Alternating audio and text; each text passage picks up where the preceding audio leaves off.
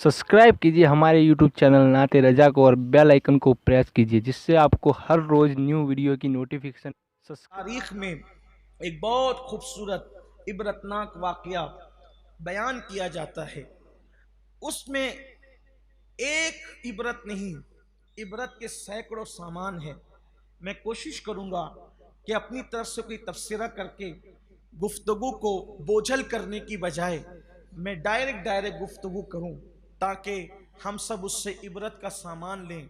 और वाज़ो नसीहत का मकसद ही इबरत है, और अगर इबरत ना ली जाए तो फिर सुन करके कोई फ़ायदा नहीं है। आदमी दिल बहला करके दामन में चंद नेकियां समेट कर तो निकल जाएगा, लेकिन असल चीज़ है इबरत, असल चीज़ है उससे जो है वो फ़ायदा उठाना। अल्लाह ने कुरान में फरमाया कि हम तुम्हारे दरमियान ये वाक़यात कुरान में इसलिए बयान करते हैं ताकि तुम इबरत हासिल करो। बयान किया जाता है कि समरकंद का एक बादशाह था। अल्लाह तबारक व ताला ने उसे बड़ी हुकूमत दी थी, उसे बड़ी सल्तनत दी थी, उसको हुस्न भी दिया था, उसको वजाहत भी दी थी, उसको इज्जत भी दी थी। लेकिन वो दौलत के नशे में और सल्तनत के गुरूर और घमंड के अंदर गोया कि वो वक्त का फ़िरऔन बन गया। नाम को तो वो कलेमा पढ़ता था, नाम को तो वो मुसलमान था, नाम को तो वो मुसलमान कहलाता था, लेकिन वो उसने माअज़ल्लाह अपनी हवा को यानी अपने नफसानी ख्वाहिशात को गोया कि अपना माबूद बना लिया था। और उसकी तबीयत में ये था कि वो अपने सिपाहियों को, अपने नुमाइंदों को, अपने चमचों को ज़मीन के ऊपर जो उसकी सल्तनत थी वो बिखेर करके रखता। और उसका हुक्म था कि जहाँ कहीं कोई खूबसूरत लड़की नज़र आए उसको उठा करके मेरे महल में लाओ। और हर लड़की को वो अपने महल में जब तक के हवाए नफसानी पूरी करनी होती, नफसानी ख्वाहिशात पूरी करनी होती, वो उस वक्त तक अपने पास रखता और उसके बाद फिर उठा करके उसको जिंदान में डाल देता था। यानी कि उसका मामूल था, एक दो नहीं, उसने सैकड़ों लड़कियों को इसी तरीके से जिंदान में और कैद खाने में डाल रखा था।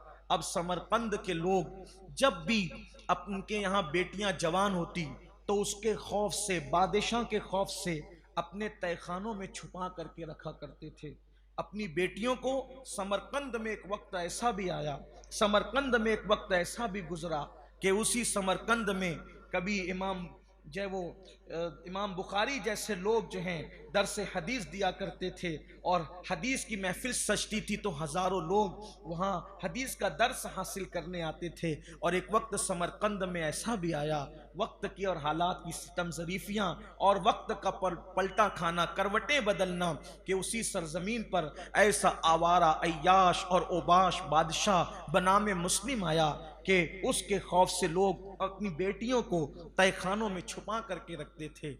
लोग जो छुपा कर रखते थे वो कामयाब होते थे, और फिर बादशाह के गुजरने का वक्त आता तो एहतियात किया जाता था।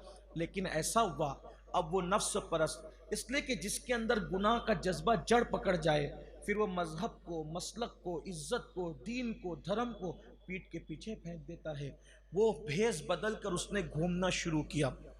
समरकंद के बादशाह ने भेस बदल कर, फकीरों की तरह कपड़े पहनकर उसने गलियों में घूमना शुरू किया, ताकि लोग मेरे खौफ से कि बादशाह की सवारी गुजर रही है, बादशाह के नुमाइंदे गुजर रहे हैं, तो तहखानों में लड़कियां छुपा करके रखते हैं, जब मैं अकेला भेस बदल करके फिरूंगा तो लोग अपनी लड़कियां तो न छुपा सकेंगे। एक ऐसी ही शाम थी कि बादशाह फ़कीरों के लिबास में, बादशाह मंगतों के लिबास में भेस बदल करके एक गली से गुज़र रहा था, और एक लड़की जो है उस वक्त अपने दरवाजे की कुआड़ को बंद कर रही थी, दरवाजे की जंजीर को लगा रही थी। और वो लड़की क्या थी, अल्लाह अकबर, उसके हुस्न के मुताबिक अगर बयान करने के लिए किसी का दिल चाहे तो वो रईसुल कलम अल्लामा अरशदुल क़ादिर रहमतुल्लाह अलैह के जुमलों में उसको यूं कह सकता था।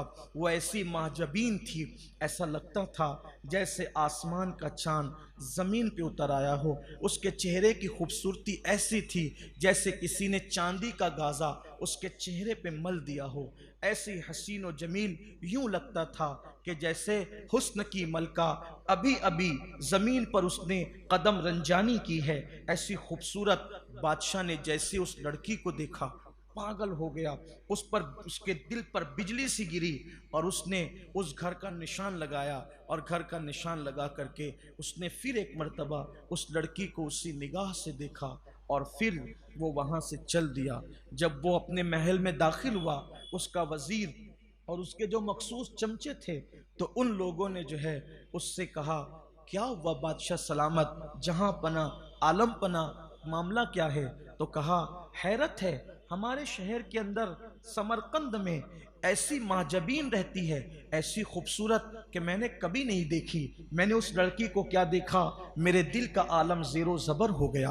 वो हुस्न की मलका तो मेरे हरम सराय में होना चाहिए, लेकिन वो किसी के घर के अंदर है। एक काम करो, जितनी जल्दी हो सके मुझे राहत पहुंचाओ, मुझे आराम पहुंचाओ और वो लड़की को मेरे हरम में दाखिल करने की कोशिश करो। बात ये होती है, जब किसी के पास ताकत आ जाए, इक़्तिदार आ जाए, माल आ जाए, तो लोग ये नहीं देखते कि अल्लाह की फर्मा बरदारी है या अल्लाह की नाफरमानी है। लोग मखलूक को खुश करने के लिए खालिक को नाराज़ करने लगते हैं। आपने देखा होगा, बादशाहों की चापलूसियाँ होती है, सियासतदानों की चापलूसियाँ होती है, मालदारों की चापलूसियाँ होती है। एक जुमला याद रखना, किसी मर्द दरवेश, किसी मर्द कलंदर ने जुमला कहा था, मखलूक को खुश करने के लिए खालिक को कभी नाराज़ न करना, इसलिए कि खालिक जिससे नाराज़ होता है मखलूक उससे कभी राज़ी नहीं होती। इसलिए मखलूक को राज़ी करने वाले और खालिक को नाराज़ करने वाले, उनका हाल ये है, वो दुनिया में भी नुकसान उठाते हैं और आखिरत में भी नुकसान उठाते हैं। जब उसके वज़ीर को पता चला कि बादशाह को कोई लड़की पसंद आ गई, निशान लगा दिया गया, तो वज़ीर ने कहा, जहाँ पना, हम तो आपके लिए एक लड़की क्या है, ये माजबीन क्या है, ये खूबसूरत लड़की क्या है, हम तो आसमान के तारे भी अगर आप तोड़ कर लाने का हुक्म दें तो आपके कदमों की राहगुजर बना दें आसमान के तारों को। चापलूसियों की उसने हद की और उसने कहा, आप बताएं तो सही कि आखिर वो माजबीन है किस पर्दे में छुपी हुई। उसने बताया, फला फला मकाम पर, फला फला इलाके में मैंने उसको घर का दरवाज़ा बंद करते देखा है। बस इतना ही था। ऐसे में जो है वो बादशाह के कारिंदे उसके दरवाजे पर पहुँचे, दरवाजे पे दस्तक हुई, दरवाजे पे दस्तक होनी थी, दरवाज़ा खुला।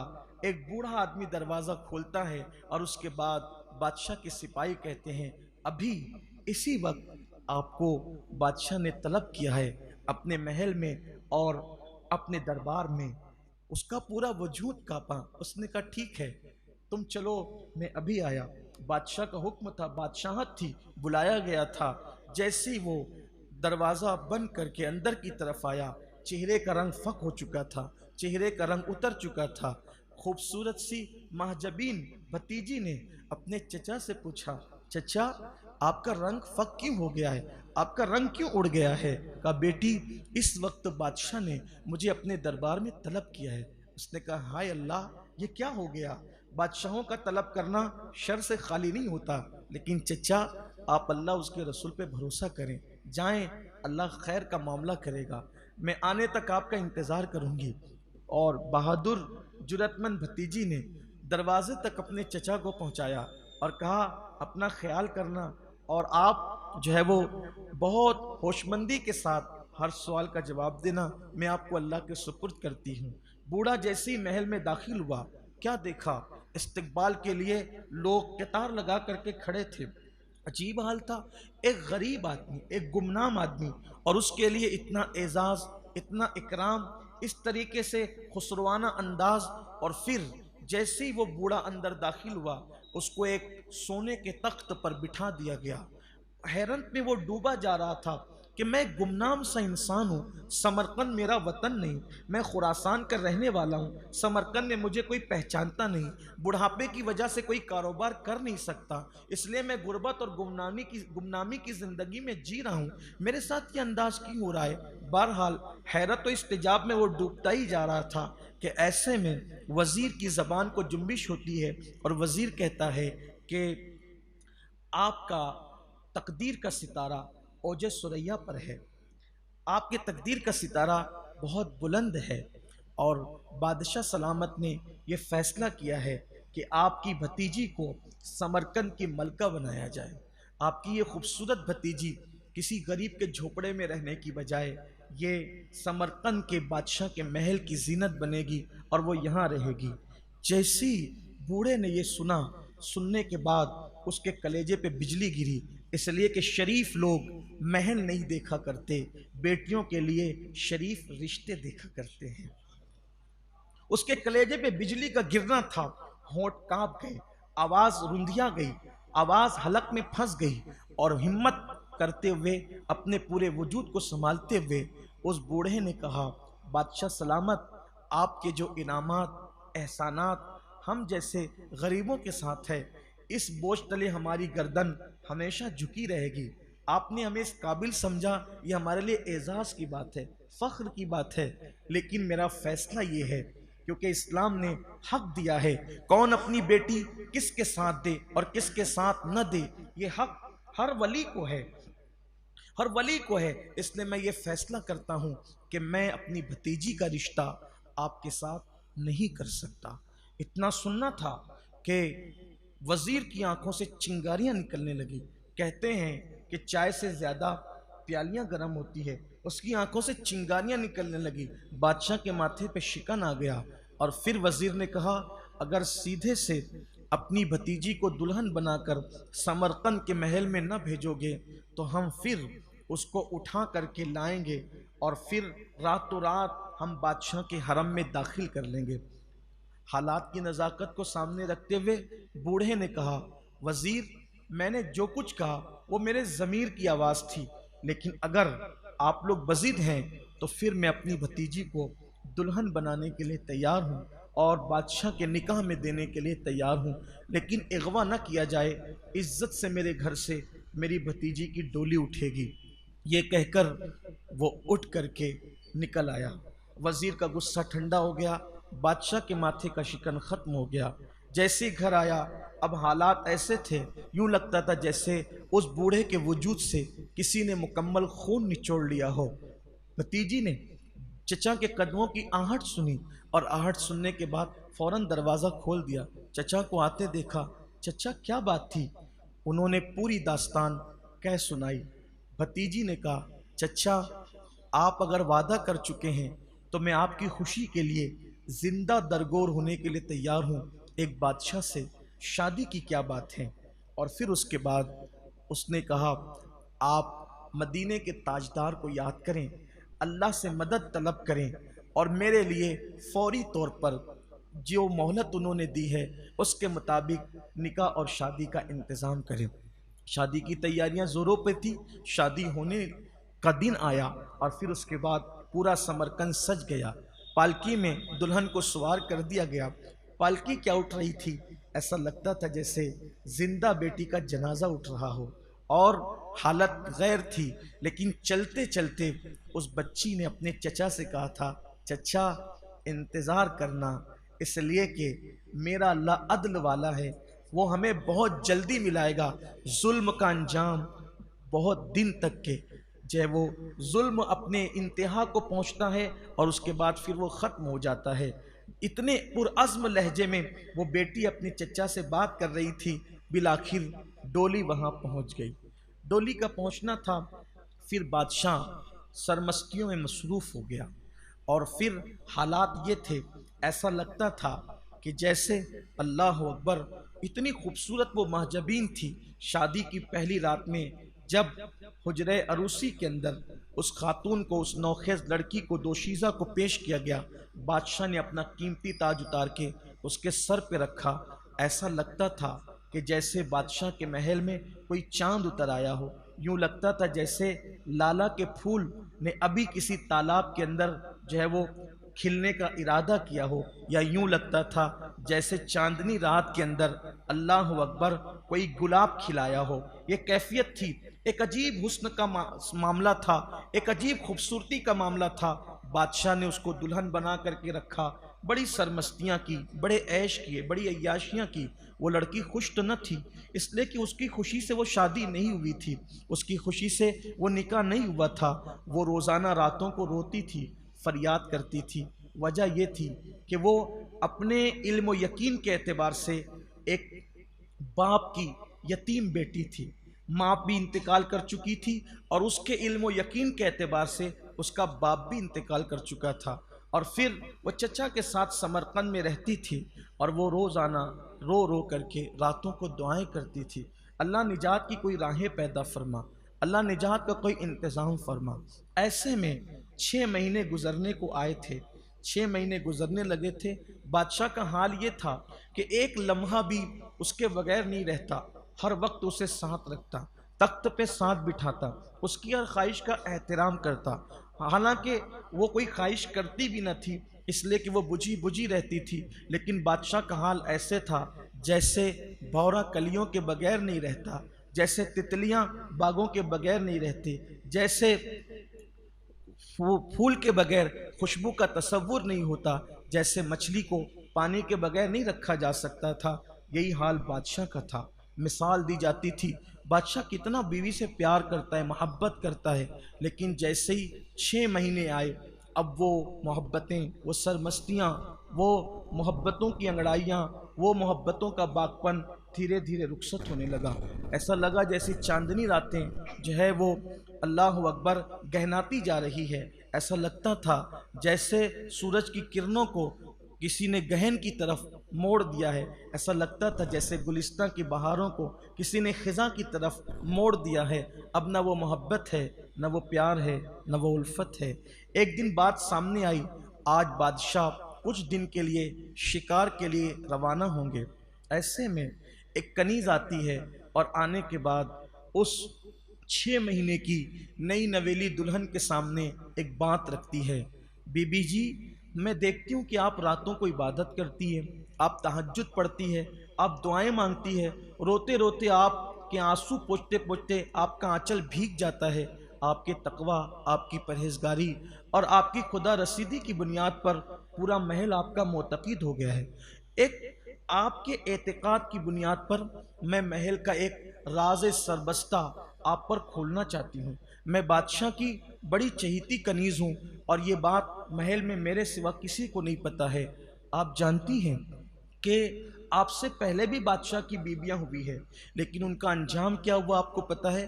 जब भी बादशाह का दिल भर जाता है तो वो उनको जिंदान में डाल देता है। एक तहखाना है, जिंदान है, कैद खाना है, वहाँ पर उनको डाल दिया जाता है। उसके बाद कभी वो बाहर नहीं आती। फिर उसके बाद किसी नई लड़की का इंतज़ाम होता है। मगर चूंकि आप बहुत मुत्तकी है, परहेजगार है, पारसा है, मेरा दिल चाहता है कि आप एक मर्तबा जिंदान की सैर करें, आप उस कैद खाने की सैर करें। और चूंकि जिंदान में मेरा आना जाना है, कैद खाने में मेरा आना जाना है, तो वहाँ एक लड़की है जो आपकी हमशक्ल है, और उसने जब से सुना है कि आप आई हैं इस महल के अंदर, तो वो आपको याद करती है, आपके लिए रोती है, आपके लिए आओ फुगा करती है। पता नहीं कैसे उसको पता चला और उससे आपका रिश्ता क्या है। बीबी, आप जिंदान की सैर करना पसंद करेगी? उसने कहा, अगर मैं किसी के दुख का मदावा कर सकूं तो इंसान के दुखों में काम आना, इससे बढ़कर क्या इबादत हो सकती है। मैं बिल्कुल जिंदान की सैर के लिए तैयार हूँ। उसने कहा, बादशाह सलामत, आलम पना शिकार के लिए जाने वाले हैं, इसका फ़ायदा उठाकर मैं निस्फ शब के बाद आपको जिंदान की सैर कराने के लिए ले जाऊंगी। और उसके बाद उसकी बातों में वो आ गई, उसका दिल उस तरफ खिंचने लगा, उसके दिल से खौफ उठने लगी कि इतनी सारी लड़कियां, इतनी सारी औरतें एक जिंदान में बेकसूर कैद हैं, तहखाने के अंदर बंद है, उनके साथ ये जुल्म है कि मैं उनको छुड़ा सकती हूँ, मैं उनके लिए कुछ कर सकती हूँ। उसको ये ज़ोम था, उसको ये ख्याल था कि बादशाह मेरी बात न काटेगा, न टालेगा, हो सकता है मैं किसी का मदावा कर सकूँ। लेकिन शायद वो बेचारी नहीं जानती थी, हवस परस्त लोग किसी के नहीं होते, हवस परस्त लोग किसी के साथ वफा नहीं कर सकते। वो मोहब्बत के जाल में तो बहुतों को फांसते हैं, लेकिन उनके पास असलन मोहब्बत नहीं होती, प्यार नहीं होता। बिलाखिर लोग जो सीधे होते हैं, मोमिन होते हैं, ईमान वाले होते हैं, मुत्तकी होते हैं, उनकी तबीयत में सादगी फितरतन मौजूद होती है। वो लड़की, वो नई नवेली दुल्हन जिंदान की सैर के लिए तैयार हो गई। रात का इंतज़ार होने लगा, इसने तहज्जुद की नमाज अदा की और कनीज़ का इंतज़ार करने लगी। कनीज़ आई और चुपके से हाथ में मशअल लिया और जिंदान की सैर के लिए रवाना हो गई। जैसे ही टेढ़े तिरछे रास्तों से और अंधेरे रास्तों से जिंदान के जीने اندر تہ خانے کی طرف وہ اترنے لگی۔ چلتے چلتے ایک مقام آیا۔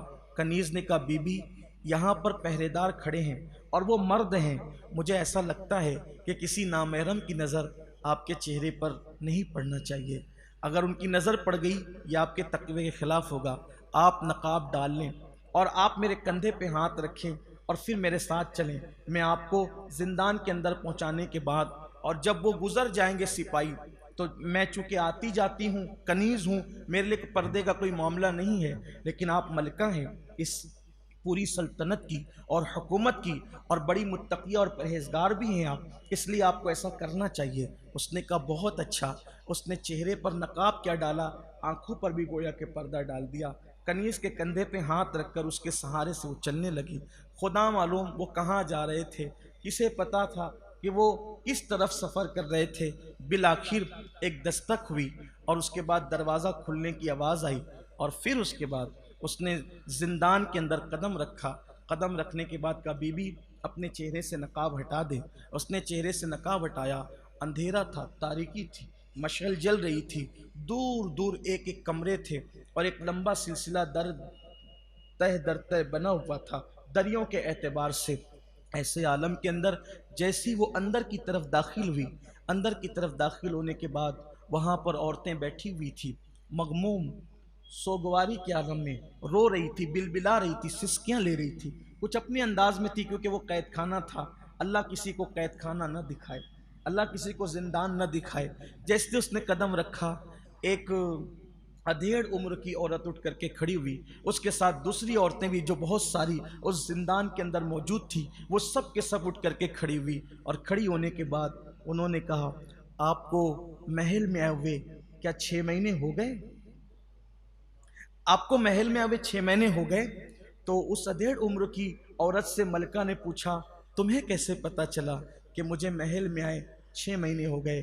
کہا کہ جب کسی کو محل میں آئے 6 مہینے ہو جاتے ہیں تو اس وقت اس کو اس زندان میں لا کر کے ڈال دیا جاتا ہے۔ اس نے کہا مگر میں تو ملکہ ہوں اور میں زندان کی سیر کے لیے آئی ہوں اور میں تمہاری مدد کے لیے آئی ہوں، میں تمہاری بپتا سننے کے لیے آئی ہوں، میں تمہارے حالات جاننے کے لیے آئی ہوں تاکہ میں تمہاری مدد کا انتظام کر سکوں۔ مجھے یہاں ایک کنیز نے لائی ہے، وہ میرے تقویٰ پر، میری پرہیزگاری پر بڑی عقیدت مند ہو گئی تھی۔ کہا وہ حرافہ، وہ ظالم سب کے ساتھ ایسے ہی کرتی ہے اور سب کو اسی طرح ورگلا کے لاتی ہے، اور جیسے ہی وہ خاتون زندان میں قدم رکھتی ہے وہ غائب ہو جاتی ہے۔ بس جیسے ہی یہ سنا کہ وہ غائب ہو جاتی ہے اس نے پیچھے مڑ کر کے دیکھا، زندان کا دروازہ بند ہو چکا تھا اور وہ کنیز بھی وہاں سے غائب ہو چکی تھی۔ انجام کی پرواہ کرتے ہوئے اس کی تو چیخ نکل گئی اور اس نے سوچا کہ میرے ساتھ یہ ہوا، ملکہ بنا کر میرے ساتھ یہ ہوا، میں نے سوچا بھی نہیں تھا میرے ساتھ اتنا بڑا دھوکہ ہوا۔ اس نے چیخ ماری، زمین پہ گری، بے ہوش ہو گئی، اس کو ہوش نہ رہا، بے ہوش ہو گئی۔ زندان کی قیدی عورتوں نے اس کے چہرے پہ پانی چھڑکا، پانی چھڑکنے کے بعد اس سے کہا ملکہ بی بی جان نہ کھپاؤ، اب تمہارا مقدر یہی زندان ہے، تم سے پہلے ہمارے ساتھ بھی ایسا ہی تھا، دیکھو ہمارا حسن، ہماری خوبصورتی، ہماری رعنائیاں نچوڑ لی گئی اور لا کر کے زندان میں رکھ دیا گیا۔ آپ کو 6 مہینے ہو گئے، آپ کو بھی زندان تک پہنچا دیا گیا اور اب کسی دوسری کا انتظام کیا جا چکا ہوگا۔ ہوس پرست بادشاہ اور نفس پرست بادشاہ کا معمول یہی ہے کہ وہ 6 مہینے سے زیادہ کسی کو اپنے ساتھ نہیں رکھتا۔ بی بی دکھ نہ کرو، غم نہ کرو، اسی زندان میں اب ہمارے ساتھ تم نے اپنی زندگی کو گزارنا ہے۔ سب اپنے اپنے حالات شیئر کر رہے تھے، بتا رہے تھے۔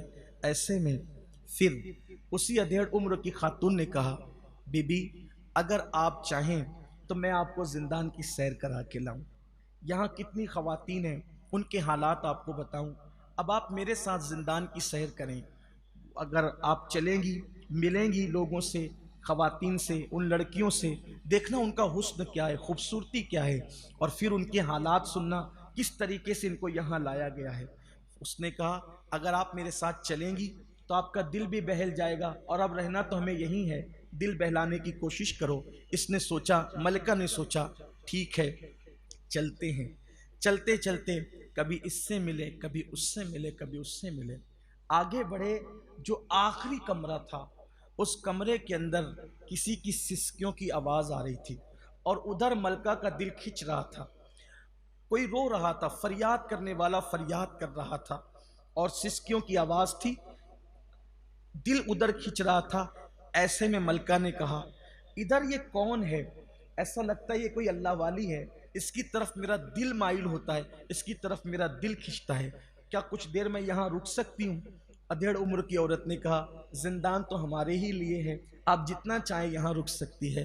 اور اس کے آنسو جب تھمے، اس لڑکی نے جب سجدے سے سر اٹھایا، آنکھیں چار ہوئی، دونوں کی آنکھیں چار ہوئی، اور جیسے ہی ایک دوسرے کو دیکھا، ایسے میں فوری طور پر ملکہ نے پکارا غزالہ تم، غزالہ تم۔ یہ جملے سننے کے بعد اس نے کہا بڑی آپا تم یہاں کیسے؟ اور دونوں ایک دوسرے کو لپٹ کر کے زار زار رونے لگی، بہت روئی۔ جذبات کا تلاطم کیا ہوتا ہے یہ تو وہی جانتا ہے جو اس راہ سے گزرا ہو، جن کو کبھی کسی کی جدائی کے بعد شرف لقا کا معاملہ پیش نہ آیا ہو، وہ جذبات کے تلاطم کو کیا جانے۔ جذبات کے تلاطم پوچھنا ہے تو کوئی جناب یوسف اور یعقوب سے پوچھے، جذبات کے تلاطم اگر کسی کو پوچھنا ہے تو کوئی پوچھے تو صحیح امام زین العابدین سے، جذبات کے تلاطم کسی کو پوچھنا ہے تو کوئی مدینے میں چھوٹ جانے والی صغرا سے پوچھے، جذبات کے تلاطم اگر کسی کو پوچھنا ہو تو سیدہ زینب پاک سے پوچھے، جب وہ تاراج قافلے کی قیادت کرتے ہوئے مدینہ منورہ تشریف لا رہی تھی۔ جذبات کا تلاطم الگ ہوتا ہے، کائنات اس کی ترجمانی نہیں کر سکتی، کائنات کی کسی لغت کے اندر ایسے الفاظ پیدا نہیں ہوئے جو جذبات کے تلاطم کا تذکرہ کر سکے۔ بہرحال المختصر یہ کہ جب دونوں کے جذبات تھمے، ادھیڑ عمر کی عورت یہ منظر دیکھ رہی تھی، اور منظر دیکھنے کے بعد اس نے فوری طور پر فطری طور پر ایک سوال کیا، ملکہ آخر یہ بتائیں آپ نے اس کو کیسے پہچانا کہ یہ غزالہ ہے؟ غزالہ کو آپ نے کیسے پہچانا؟ اور آپ اس کی بڑی آپا کیسے ہیں؟ یہ کیا معاملہ ہے؟ اس وقت اس ملکہ نے کہا اگر میری دکھ کی کہانی سننا ہے تو پھر سنو۔ بات یہ ہے کہ ہم لوگ سمرقند کے رہنے والے نہیں ہیں، بلکہ ہم لوگ خراسان کے قریب ایک دیہات کے رہنے والے ہیں۔ میرے باپ بہت بڑے سوداگر ہیں، بلکہ سوداگر تھے، بہت بڑے سوداگر، اور بڑے سوداگر ہونے کے ساتھ ساتھ وہ بہت بڑے عاشق رسول بھی تھے۔ ہم ان کی صرف دو ہی بیٹیاں تھیں، ان کی صرف دو بیٹیاں تھیں، غزالہ اور میں۔ اور میرے باپ کا حال یہ تھا کہ اکثر رات کا آخری پہر ان کا سسکیوں میں گزرتا تھا، رات کا وقت وہ مصلی پر گزارتے تھے۔ عشق رسول، عشق اہل بیت ہم نے اپنے ماں باپ سے سیکھا۔ میرے باپ کا حال یہ تھا کہ جب عشاء کی نماز کے بعد وہ مجھ سے اور غزالہ سے کہتے کہ قصیدہ بردہ پڑھو، ہم قصیدہ بردہ کا پہلا مصرع چھیڑتے اور ان کی آنکھوں سے آنسو جاری ہو جاتے اور وہ سسکیاں لے لے کر ایسے روتے، ہمیں یوں لگتا کہ جیسے دشت و جبل کی ساری جو ہے وہ دوریاں ختم ہو چکی ہیں، مسافتیں ختم ہو چکی ہے، اور ہم مدینے کی سنہری جالیوں کے سامنے کھڑے ہیں۔ اور جب ہم دونوں بہنیں مل کے قصیدہ بردہ پڑھ لیتی اور ہمارے باپ کی داڑھی آنسوؤں سے تر ہو جاتی، قصیدے کے اختتام پر میرے والد کھڑے ہو جاتے اور مدینہ منورہ کی طرف رخ کر کے درود و سلام پڑھتے۔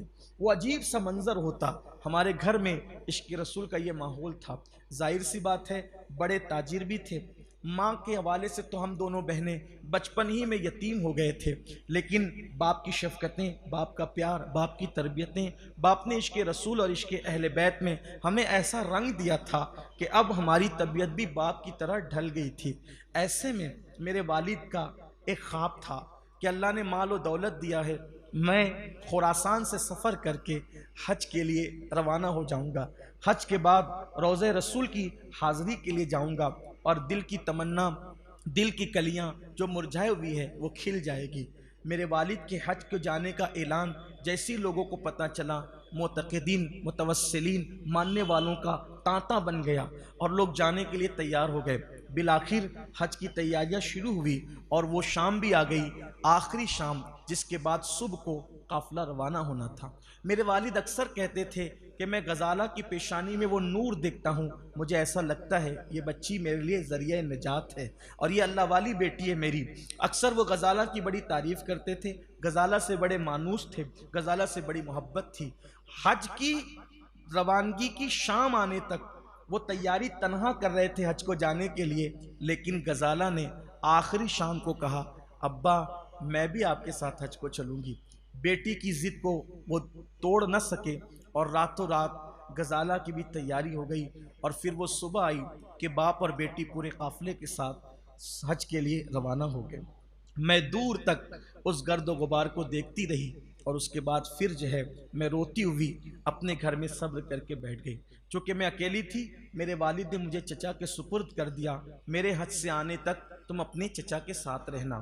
پھر یہی ہوا، اطلاعات آتی رہی قافلہ آ رہا ہے، قافلہ آ رہا ہے، 8 دن میں قافلہ آئے گا، 6 دن میں قافلہ آئے گا، حتیٰ کہ قافلے کے آنے کی اطلاعات جب شروع ہوئی میں نے گھر سجایا، اپنے باپ کی بیٹھک سجائی اور میں گھڑیاں گنتی تھی میری غزالہ اور میرے والد کب آئیں گے اور میں ان کا استقبال کروں گی۔ بالآخر اطلاع ہوئی قافلہ کل آ رہا ہے، قافلہ صبح آ رہا ہے، اور ایسا ہی ہوا۔ جب قافلہ صبح کو خراسان کے علاقے میں اس دیہات میں داخل ہوا، سارے حاجی تو آ گئے لیکن کسی نے آ کر مجھے اطلاع کی اللہ تمہیں صبر عطا کرے، جب ہم حج سے واپس آ رہے تھے ڈاکوؤں نے تمہارے باپ کو اور غزالہ کو شہید کر دیا۔ سفر حج میں تمہارے والد اور تمہاری بہن شہید ہو گئی۔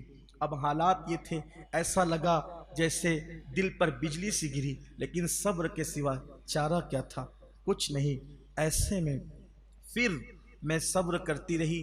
میرے چچا بھائی کے انتقال کے بعد اتنے مایوس ہوئے کہ پھر وہ خراسان کو چھوڑ کر کے سمرقند آ گئے، اور جب سمرقند آ گئے، سمرقند آنے کے بعد میں اپنے چچا کے ساتھ رہنے لگی، اور چچا کے ساتھ رہنے کے بعد پھر اس محل میں آئی اور اس نے پھر پوری داستان بتائی، اور آج زندان میں ہوں۔ اس کے آگے کیا ہوا یہ تو میں نہیں جانتی، اس کے آگے کی بات تو غزالہ ہی بتا سکتی ہے، کیونکہ ہم تو غزالہ کو شہید اور مرحوم تصور، انتقال شدہ تصور کرتے ہیں، والد کی بھی شہادت ہم مانتے ہیں، لیکن غزالہ یہاں زندہ کیسے آئی اس کی خبر مجھے نہیں۔ بھیگی پلکوں سے آنسو پوچھتے ہوئے اپنے دوپٹے سے غزالہ نے کہا کہ اب اس بات کو یہیں رہنے دے تو بہتر ہے، لیکن ایسے میں اس ادھیڑ عمر کی عورت نے اصرار کیا غزالہ بتاؤ نا، تم تو مر چکی تھی، پھر تم زندان میں کیسے پہنچی؟ مرنے کے بعد کوئی زندان میں کیسے پہنچ سکتا ہے؟ سفر حج میں تمہارا انتقال ہوا۔ غزالہ نے بتایا ہم سفر حج کر کے واپس آ رہے تھے، ایسے میں ہمارا قافلہ جنگلوں سے گزرتا ہوا، گھنے جنگلات سے گزرتا ہوا نکلا۔ جنگل کا سلسلہ اتنا دراز تھا کہ 3 دن تک مسلسل ڈاکوؤں کے خوف سے قافلہ چلتا رہا۔ بالآخر چلتے چلتے قافلہ تھک گیا، اور جب قافلہ تھک گیا تو پھر یہ فیصلہ ہوا اب ہم نے یہیں پر رک جانا ہے، آرام کرنا ہے۔ میرے والد کی عادت تھی کہ وہ حاجیوں کے ساتھ قیام نہیں کرتے تھے، اور لوگ بھی ان کے احترام اور ان کی بزرگی کی وجہ سے ان کے ساتھ قیام نہیں کرتے تھے۔ اوروں کے خیموں سے دور ہٹ کر کے میرے والد ہمارا خیمہ لگاتے تھے تاکہ رات کی عبادت میں کوئی خلل نہ آئے اور آپ رات کو اطمینان کے ساتھ عبادت کر سکیں۔ وہی رات تھی، رات کا آخری پہر تھا۔ میرے والد آنسوؤں سے اپنا منہ دھو رہے تھے، آہ و بکا میں مصروف تھے، اور میں والد کے قریب سو رہی تھی۔ اچانک گھوڑوں کے ٹاپوں کی آواز آئی، میں ان ٹاپوں کی آواز سے بیدار ہوئی، اور پھر میں نے اچانک ایک آواز سنی جلدی کرو یہ وہی خیمہ ہے، اور پھر اتنا سننے کے فوراً بعد میں نے دیکھا کہ کمن ڈالی گئی مجھے اور میرے والد کو اسی حالت میں، جبکہ میرے والد مصروف عبادت تھے اور میں ابھی لیٹ کر کے اس خوف سے اٹھ بیٹھی تھی۔ ہمیں سنبھلنے کا موقع بھی نہیں ملا اور کمندوں سے باندھ دیا گیا۔ باندھنے کے بعد ہمیں گھوڑے پر ڈال دیا گیا مشقیں کس کے، اور مشقیں کسنے کے بعد جب ہمیں گھوڑے پر ڈال دیا گیا تو میں نے محسوس کیا کہ جس گھوڑے پر میں بندھی ہوئی ہوں اسی گھوڑے پر میرے والد بھی بندھے ہوئے ہیں۔ تھوڑی دیر کے بعد مجھے محسوس ہوا اب میرے والد نہیں ہیں۔ رات بھر گھوڑا دوڑایا جاتا رہا، اور رات بھر وہ گھوڑے کو دوڑاتے رہے، ساتھ کچھ گھوڑے اور بھی تھے۔ صبح ہوتے ہوتے انہوں نے ایک چشمے کے پاس گھوڑا روکا، मेरी थकन की इंतहा थी। मेरी मशकें खोली गई, मैंने वज़ू किया और आदत के मुताबिक मैंने जल्दी से जो है वो नमाज अदा की। नमाज पढ़ने के बाद जो है अल्लाह अकबर, कैफियत फिर ये हुई कि मैं मुंह छुपा करके रोने लगी। मैं रो रही थी, ऐसे में किसी ने मुझे तंज किया कि तुम रोती क्यों हो, तुम्हें रोने की ज़रूरत नहीं, तुम्हारा मुकद्दर ओज सुरैया पर है, तुम्हारा मुकद्दर ओज सुरैया पर है, तुम समरकंद के बादशाह की मलका बनने वाली हो। इतना मैंने सुना, गजाला कहते मैं तड़प गई और मैं रूहानी तौर पर, अभी तक तो जिस्मानी तौर पे थकी हुई थी लेकिन रूहानी तौर पर मैं मुस्तरिब हो गई। फिर मेरी मशकें कसी गई और मुझे घोड़े पे डाल दिया गया। उसके बाद फिर मुसलसल सुबह से लेके शाम तक और शाम से लेके सुबह तक फिर एक सफ़र था और उसके बाद मैं थकी हुई थी। ऐसे आलम में फिर जो है मैं उस घोड़े पे वैसे ही डाल करके मुझे आगे की तरफ ले जाया गया, सफ़र कराया गया। साथ साथ कुछ घोड़े चलते थे जो सीना तान करके उसके सवार मुझे लेकर जा रहे थे, आपस में बातें करते थे। मुझे महसूस हो गया था कि मुझे समरकंद ले जाया जा रहा है। जब समरकंद के करीब में पहुंची तो मुझे कहा गया, ए लड़की, पछताने की बात नहीं है, तुम्हारा मुकद्दर बहुत उरूज पर है, सौदागर की बेटी एक बादशाह की मलका बनने वाली है, तुम्हें रोने की क्या ज़रूरत है। लेकिन ऐसे मेरी इस्मत, मेरी तहारत मुझे बेचैन कर रही थी। हत्ता कि फिर वो सफ़र ख़त्म हुआ। सफ़र क्या ख़त्म हुआ, एक बड़ी मुसीबत का आगाज़ हुआ। मैंने एक बहुत बड़ा महल देखा और महल देखने के बाद फिर जो मेरी हालत ये हुई कि मैं रोने लगी। फिर ये हुआ कि मुझे, मेरा घोड़े को किसी के हाथ कर दिया गया और फिर जब मैं महल के अंदर दाखिल हुई तो मैंने देखा कि चंद कनीज़ों ने मुझे उतारा, मुझे खोला और खोलने के बाद फिर मुझे एक कमरे में बिठा दिया गया। मुझसे कहा गया, आप रोती क्यों हैं, आप गिड़गिड़ाती क्यों हैं, आप आहें क्यों भरती है, तुम्हें नहीं पता तुम समरकंद के बादशाह की मलका बनने वाली हो। उसने, गजाला ने कहा, मैं उनको कोई जवाब नहीं देती थी, मैं सिर्फ रोती थी। बाप से इश्क रसूल विरसे में मिला था और मैं मदीने मुनव्वरा की तरफ रुक करके बार बार फरियाद करती थी और मैं कहती थी, कौन सी देर है मदद आने में, इमदाद आने में कौन सी ताख़ीर है।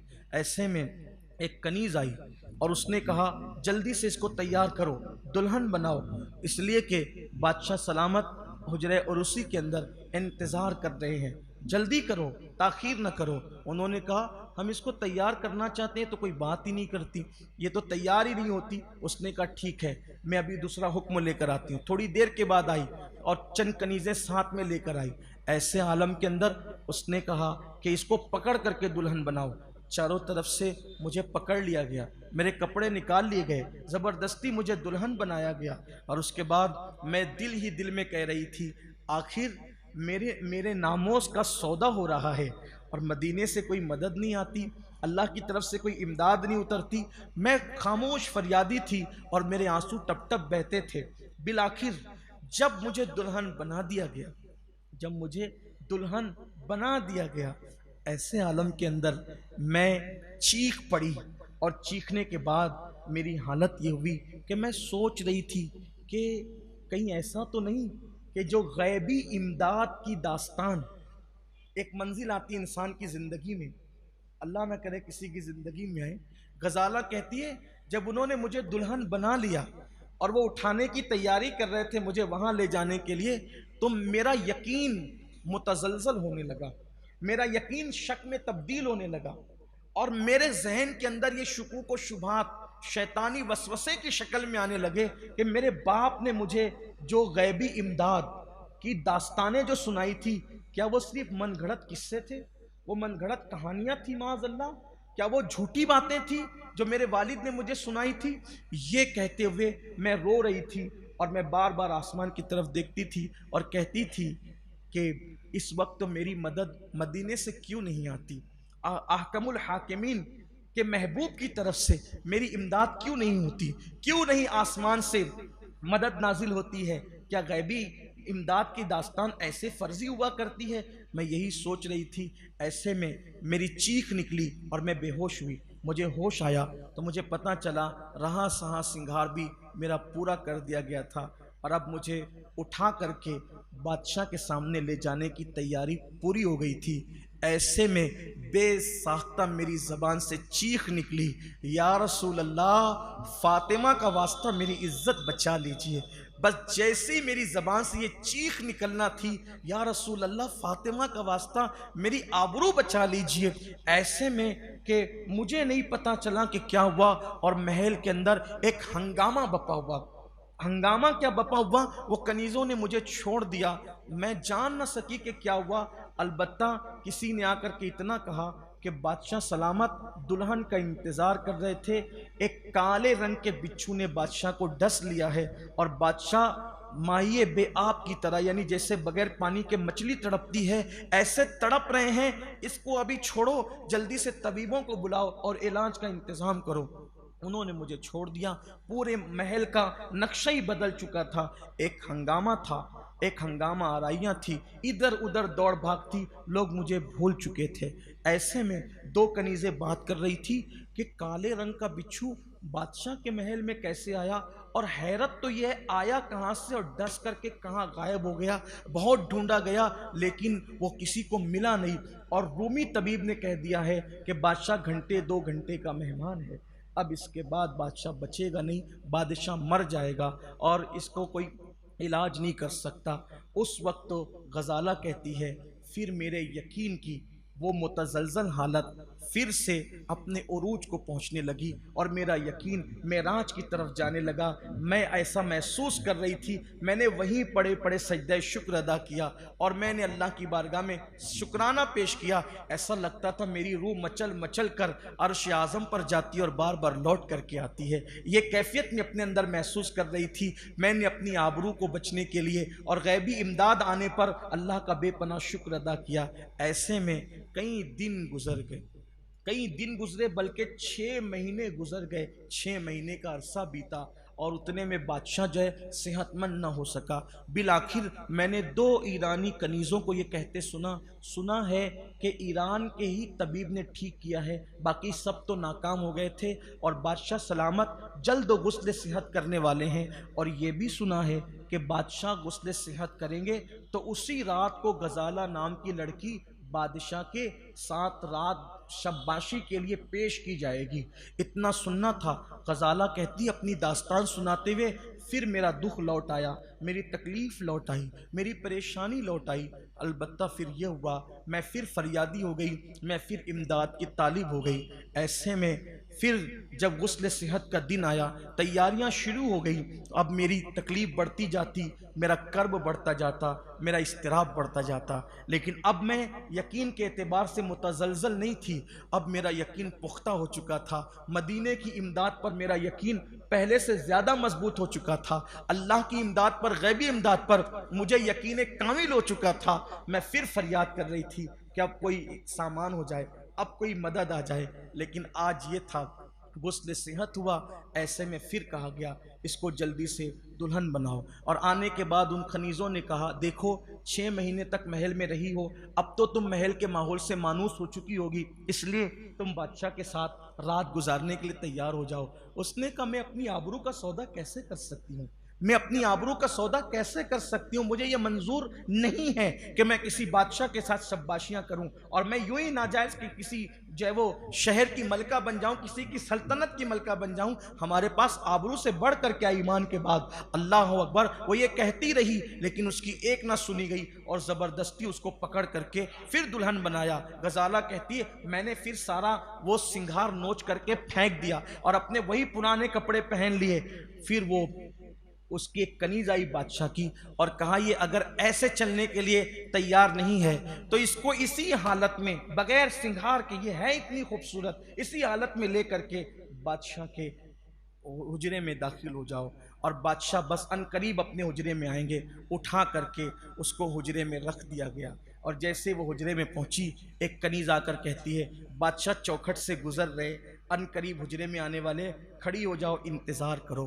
वो कहती है, میں نے مدینے کے سلطان کو کہا یا رسول اللہ اب آپ کی دعائی ہے، اگر آپ آبرو نہ بچائیں گے تو کون بچائے گا، آپ عزت نہ بچائیں گے تو کون بچائے گا۔ ادھر میں دعائی دے رہی تھی لیکن بچنے کی کوئی امید اب نظر نہ آتی تھی، لیکن یقین تھا جیسے کہا گیا اب توپ کی سلامی ہو رہی ہے، مبارکبادیاں قبول کی جا رہی ہے، بس اب بھی اور تھوڑی ہی دیر کے اندر وہ حجرے میں داخل ہونے والے ہیں۔ اب میرا یقین پھر متزلزل ہونے والا تھا۔ ایسے میں اس سے پہلے کہ میرا یقین متزلزل ہوتا، کوئی آنے والا نہیں آیا، دھڑام کی آواز آئی اور پھر ساری کنیزیں باہر کو بھاگی۔ کسی نے اندر آ کر بتایا بادشاہ اندر کی طرف آ رہے تھے، زینے سے پیر پھسلا اور وہ گرے اور بے ہوش ہو گئے ہیں۔ اور اس کے بعد پھر جو ہے وہ میں اللہ کا شکر ادا کرنے لگی۔ پھر مجھے نہیں پتا کہ مجھے کس وقت اس زندان کے اندر لا کر ڈال دیا گیا۔ پھر میں ابھی زندان میں آ گئی اور اس قید خانے میں میں برسوں سے اس پر رو تو رہی ہوں کہ میں زندان میں ہوں، لیکن خوش ہوں کہ میرے اللہ نے میری مدد کی، میرے نبی نے میری مدد کی اور بالآخر میری عزت اور آبرو محفوظ ہوئی۔ اور میرے اندر یہ یقین پیدا ہوا کہ اگر انسان مصیبت میں ثابت قدم رہے، اگر انسان جو ہے وہ تکلیفوں میں ثابت قدم رہے تو اللہ کی مدد ضرور آتی ہے، مدینے سے نصرت ضرور آتی ہے۔ اور آج بھی اب میں ہر دن اس بات کا انتظار کر رہی ہوں، فریاد کرتی ہوں راتوں کو یا رسول اللہ زندان میں قیدی بن کر کے پڑی ہوئی ہوں، مدد فرمائیں۔ اور میں اپنے آپ کو سنہری جالیوں کے پاس محسوس کرتی ہوں۔ اور پھر وہ سب رونے لگی اور غزالہ کے ساتھ اس کی بڑی بہن جو ملکہ تھی اس کو بھی کمرے میں بلا لیا گیا، دونوں بہنیں ایک ساتھ رہنے لگی۔ چند دن ہی گزرے تھے کہ غزالہ اچانک خواب سے بیدار ہوئی اور خواب سے بیدار ہونے کے بعد کہا آپا جان، کہا کہ او نصیب کی دشمن اب بتا کیا تکلیف سنانا چاہتی ہے۔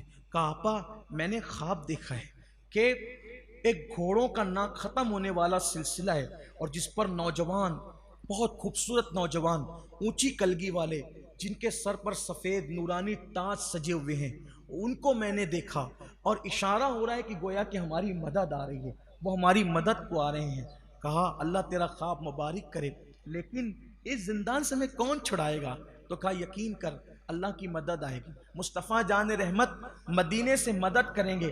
اب بھی امداد کا سلسلہ جاری ہے، کوئی ان کو پکار کر تو دیکھے۔ بس زندان کے اندر گویا کہ ایک ماحول تھا اور پھر انتظار ہو رہا تھا کہ مدد آئے گی۔ ایسے میں زندان میں جو 2 ٹائم کا کھانا ملتا تھا وہ 1 ٹائم ہو گیا۔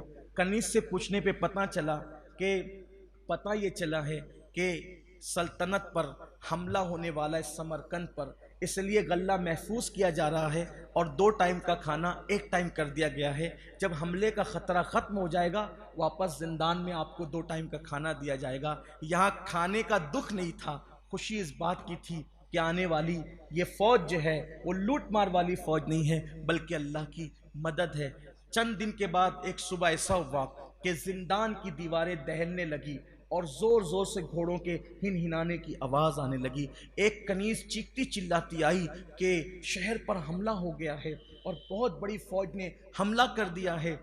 اور اس کے بعد جیسے ہی غزالہ نے سنا، غزالہ ایک عاشق رسول، ایک بہادر پڑھی لکھی وہ لڑکی تھی، اس نے کہا آپا وہ لوگ آ گئے۔ زندان کی قیدیوں سے کہا اب تم قید نہیں رہو گی، وہ آ گئے جن کے لیے دعائیں کی جا رہی تھی، رات بھر سجدے کیے جا رہے تھے، مزگاں پر جن کو قیامت کے لیے آنسوؤں کے سوغات سجائی جا رہی تھی وہ آ گئے ہیں، یہ لوٹ مار والے لوگ نہیں ہیں۔ ایسے میں غزالہ نکلی، اب کوئی پہرے دار نہ تھا، ہڑبنگ مچی ہوئی تھی۔ غزالہ نے ایک دوپٹہ کمر میں باندھا، ایک سر پہ ڈالا اور زندان سے مشکل سے نکلتے ہوئے وہ محل میں گئی۔ محل میں کیا دیکھا؟ کوئی کسی کو روکنے ٹوکنے والا نہیں، وہی جو کنیزیں چمچگیری کرتی تھی وہ سہمی کھڑی ہوئی تھی۔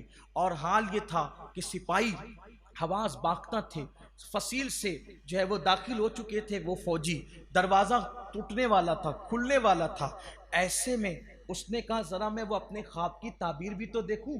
وہ سفید تاج والے سفید کلگی والے لوگ کون ہیں؟ اور وہ وہی لوگ ہیں۔ اس نے جیسی برج سے جھانک کر کے دیکھا تو کہا کہ ارے یہ وہی تو لوگ ہیں جن کو میں نے خواب میں دیکھا تھا، اور یہ مدد اور نصرت کے لیے بشارت دی گئی تھی۔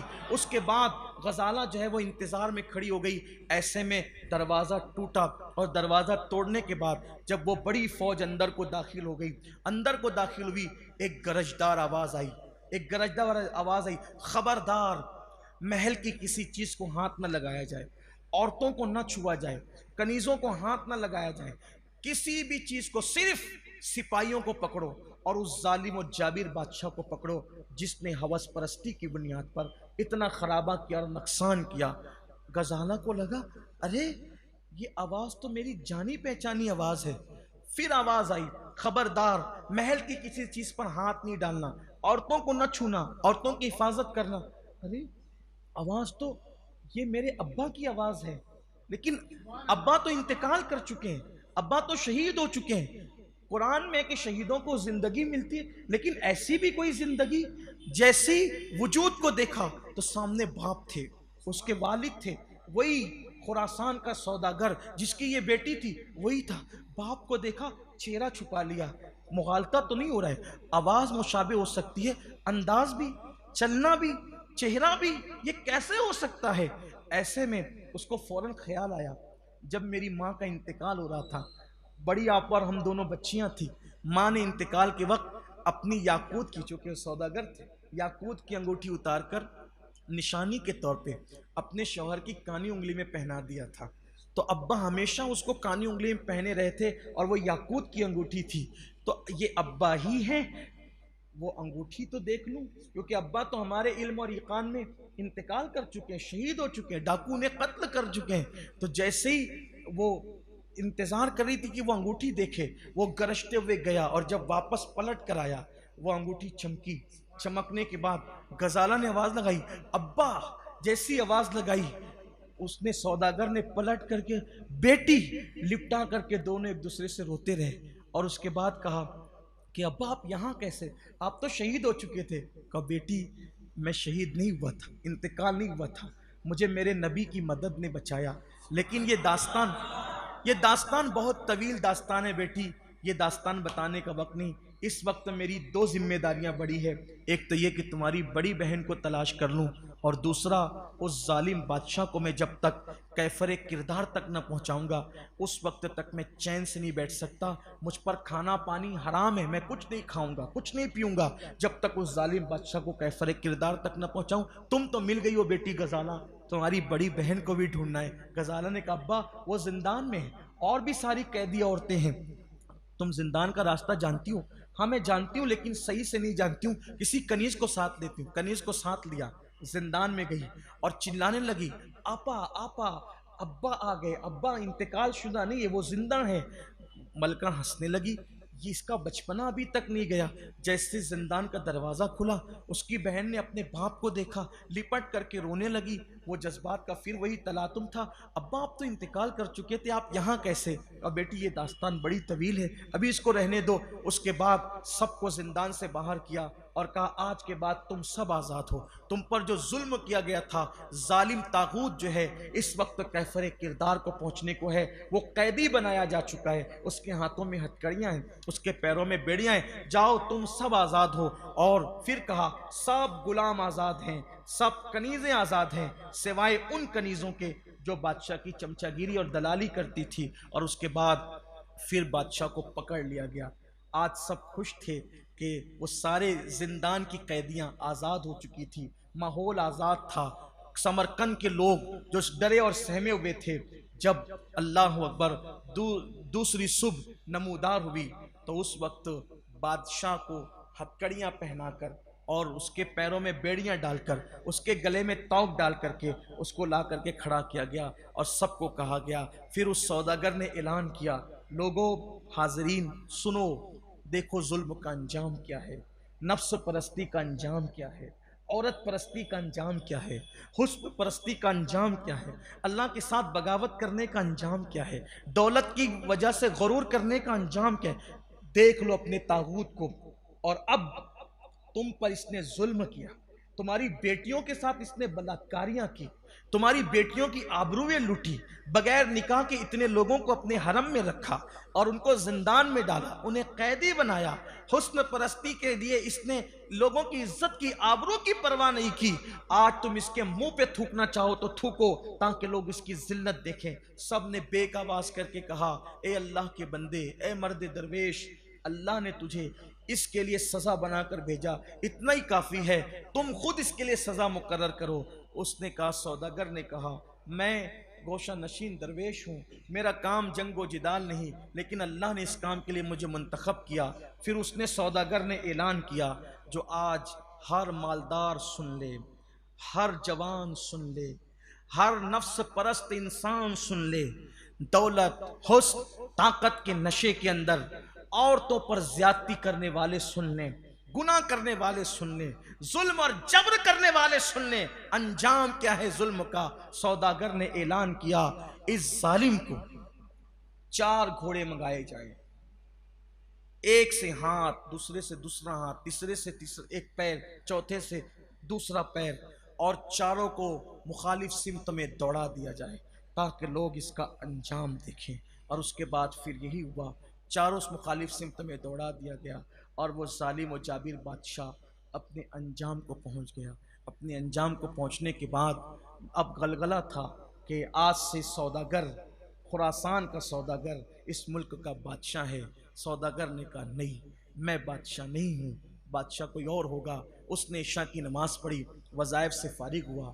غزالہ نے کہا، بابا آپ کو بتانا ہوگا آپ زندہ کیسے ہیں، آپ تو شہید ہو چکے تھے اور میرا وقت ختم ہو رہا ہے، اگر آپ اجازت دیں تو میں اس سوداگر کی داستان کو مکمل کر کے آج بیان مکمل کر لوں۔ غزالہ نے کہا، بابا آپ بتائیں، سب سننا چاہتے ہیں، ٹائم ختم ہو رہا ہے لیکن سن لیں گے، کیونکہ پچھلی ہفتے بھی آ نہیں سکا تھا مالیگاؤں میں رہ کر علالت کی وجہ سے، اور پھر شاید اب سفر کی وجہ سے دیر سے ملاقات ہوگی، بات مکمل کر۔ غزالہ نے کہا، بابا بتانا ہوگا، آپ شہید ہو چکے تھے، انتقال کر چکے تھے، پھر آپ یہاں کیسے؟ اب سنیے ایمان اور یقین کی بات، مدینے والے مصطفیٰ کی امداد کی بات۔ اہل عقل کہتے رہے کہ وہ تو مر کے مٹی میں مل گئے، لیکن اہل عشق کو آج بھی ان کی مدد آ رہی ہے، اہل عشق کے سامنے امداد کے قافلے آج بھی اتر رہے ہیں، اہل یقین کو آج بھی ان کی خیرات مل رہی ہے، اہل یقین آج بھی ان سے امداد طلب کر کے اپنی مرادیں پا رہے ہیں، من مانی مرادیں پا رہے ہیں۔ اللہ اکبر۔ پھر غزالہ کا باپ سوداگر خراسان کا کہتا ہے، بیٹی غزالہ، جب ہمیں قیدی بنا لیا گیا اور پتہ نہیں وہ تمہیں کہاں لے کر کے گئے، اس سے تو میں ناواقف تھا، میں سمجھا میری غزالہ شہید ہو گئی، لیکن انہوں نے پھر مجھے لے گئے اور ایک بہت بڑے پہاڑ پر لے جانے کے بعد مجھے وہاں سے انہوں نے کھائی میں پھینک دیا۔ جب انہوں نے مجھے کھائی میں لڑکا دیا تو جیسی انہوں نے مجھے کھائی کی طرف کر کے دھکا دیا، میں نے کہا، یا رسول اللہ، حضور میری مدد فرمائیں، اس وقت آپ کی امداد کے سوا کسی کی امداد نہیں آ سکتی ہے۔ میرے امام کہتے ہیں، واللہ وہ سن لیں گے فریاد کو پہنچیں گے، واللہ وہ سن لیں گے فریاد کو پہنچیں گے، اتنا تو ہو کوئی کہ آہ کرے دل سے، فریاد امتی جو کرے حال زار میں، ممکن نہیں کہ خیر بشر کو خبر نہ ہو۔ میں نے کہا، یا رسول اللہ میری مدد فرمائیں، اور یہ کہہ کر میں نے انہی کے سہارے آنکھیں بند کر لی۔ اتنی گہری کھائی تھی کہ میں جو ہے کھائی میں گرتا رہا، لڑکتا رہا، اور کھائی تو اتنی گہری تھی کہ میرے جسم کو پاش پاش ہو جانا چاہیے، مگر گرتے گرتے میں نے ان کا نام لیا، ایسا لگا جیسے کسی نے مجھے اپنے دامن میں تھام لیا، تمہارا نام، خدا کا لطف ہوا ہوگا دستگیر ضرور، جو گرتے گرتے تیرا نام لے لیا ہوگا۔ ایسا لگا جیسے کسی نے مجھے دامن میں تھام لیا، اور پھر ایسا یوں لگا جیسے کسی نے مجھے غار کے دہانے پر رکھ دیا۔ میں نے آنکھ کھولی، مجھے کوئی چوٹ نہیں تھی، میں غار کے دہانے پر تھا۔ میں جیسے غار کے دہانے پہ پہنچا، صبح پھوٹ رہی تھی، میں پانی نہیں تھا، میں نے تیمم کیا، تیمم کر کے نماز پڑھی، اور اس کے بعد پھر میں باہر اجالا ہونے کے بعد نکلا تو میں نے دیکھا کوئی نیچے سے اوپر جانے کی سبیل نہ تھی۔ میں گھومتا رہا، راستہ ڈھونڈتا رہا، اور صبح سے شام تک راستہ ڈھونڈتے ہوئے کوئی راستہ نہ تھا۔ پھر میں واپس غار میں آ گیا۔ میں نے غار میں رہ کر ایسی تنہائی میں عبادت کی کہ زندگی میں عبادت کا وہ مزہ نہیں آیا جو اس غار کے اندر آیا۔ 1 دن، 2 دن، 3 دن، 1 مہینہ پورا اس غار میں گزرا۔ ہر رات بس ایک ہی فریاد تھی، اے خاص، اے خاصان رسول، وقت دعا ہے۔ یہ کیفیت ہوتی ہے، اور یاد رکھنا جب دل سے پکارو تو ہی مدد آتی ہے۔ نکلنے کی کوئی امید نہ تھی، یہ کہ 1 مہینہ گزر چکا تھا اسی غار میں، نہ پانی ہے نہ کھانا ہے، لیکن امداد اللہ اس کے رسول کی ہے۔ ایسے میں غزالہ کے والد کہتے ہیں، خراسان کے وہ سوداگر بیٹی، ایک دن میں نے دیکھا کہ کچھ لوگ پہاڑ سے کمندے ڈال کے نیچے اتر رہے ہیں، کمند ڈال کر نیچے اتر رہے ہیں۔ میں نے انہیں سلام کیا، وہ مجھے آنکھ پھاڑ پھاڑ کے دیکھنے لگے۔ وہ مجھے آدم زاد نہیں سمجھتے تھے، وہ ڈر رہے تھے۔ جب وہ مجھ سے مانوس ہوئے، میں نے کہا تم یہاں کیوں آئے ہو؟ تو کہا کہ ہمیں پتہ چلا ہے کہ یہاں کے غار کے قریب میں ایسا تریاق موجود ہے کہ اگر منہ میں رکھ لیا جائے تو خطرناک سے خطرناک زہر ہلاہل بھی انسان کو نقصان نہیں پہنچا سکتا۔ اسی تریاق کی تلاش میں ہم یہاں آئے ہیں، اور ہمیں وہ مل گیا۔ پہچان کی انہوں نے، جلدی جلدی نکالا، اور پھر جب وہ مجھ سے مانوس ہو گئے، میں نے اپنی داستان ان کو بتائی، پوری داستان حج کی اور وہ پوری داستان، تو انہوں نے کہا ہم اوپر جائیں گے، تمہیں بھی لے کر کے جائیں گے۔ بالآخر وہ اوپر گئے، اور پھر مجھے بھی کمند کے ذریعے سے انہوں نے اوپر کھینچ لیا۔ میں اوپر گیا، بڑی خاطر و مدارت کی، اور پھر مجھے وہ بستی میں لے گئے۔ میں بستی میں کیا پہنچا، مجھے اطلاع ملی ایک قافلہ مدینہ منورہ جا رہا ہے۔ میں نے سوچا میرا کچھ رہا تو نہیں، سب تو لٹ گیا ہے، اب میں وہاں نہ جاؤں تو کہاں جاؤں؟ میں اس حجاز کی طرف جانے والے قافلے کے ساتھ مدینہ منورہ چلا گیا۔ مدینہ طیبہ پہنچا، اور سنہری جالیوں کے سامنے جب جیسے ہی پہنچتا، سلام پیش کرتا، غزالہ کی یاد آتی، میری غزالہ، اور پھوٹ پھوٹ کے رونے لگتا۔ کئی دن تک کے یہی حالات گزرے تھے، کئی دن تک۔ ایک رات مدینہ منورہ میں سو رہا تھا، مقدر بیدار ہوا، میرے آقا میرے خواب میں تشریف لائے۔ بس میری زبان پر غزالہ غزالہ اور غزالہ ہی تھی۔ حضور خواب میں تشریف لائے، آقا نے فرمایا جاؤ ترک میں، جاؤ ترکی میں، جاؤ ترکی کا بادشاہ قسطنطنیہ کے اندر تمہارا انتظار کر رہا ہے، مدینے سے نکلو اور فوراً وہاں جاؤ۔ ترکی کا بادشاہ قسطنطنیہ کے اندر آپ کا انتظار کر رہا ہے، جلدی سے مدینے سے وہاں جاؤ۔ میرا خواب سے بیدار ہوا، میرے اندر ایک طاقت تھی، قوت تھی۔ آخر مجھ گمنام سوداگر کا انتظار ترکی کا بادشاہ قسطنطنیہ میں کیوں کرے گا، میں سوچ رہا تھا، لیکن میرا یقین کہہ رہا تھا مدینے والے مصطفیٰ نے کہا ہے نا جانا ہے، مدینے کے تاجدار آقا نے کہا ہے جانا ہے، بس کیوں انتظار کر رہا ہے، وہاں جا کے پتہ چلے گا۔ میں گھوڑا دوڑاتا رہا، اور جیسے میں قسطنطنیہ پہنچا تو میری ملاقات جو ہے وہ وہاں کے ایک سپاہی سے ہوئی۔ اس نے کہا جلدی جاؤ دارالخلافہ میں پہنچو، وہاں کا بادشاہ تمہارا انتظار کر رہا ہے۔ میں گھوڑا دوڑاتے ہوئے جیسی دارالخلافہ میں پہنچا تو کہہ رہا تھا ارے سوداگر تو کہاں تھا، میں تیرا انتظار کر رہا تھا۔ آپ میرا انتظار کر رہے تھے؟ کہا کہ مجھے تو حضور نے بتایا تو پتہ چلا کہ آپ انتظار کر رہے ہیں، میں آ گیا، لیکن آپ انتظار کیوں کر رہے تھے؟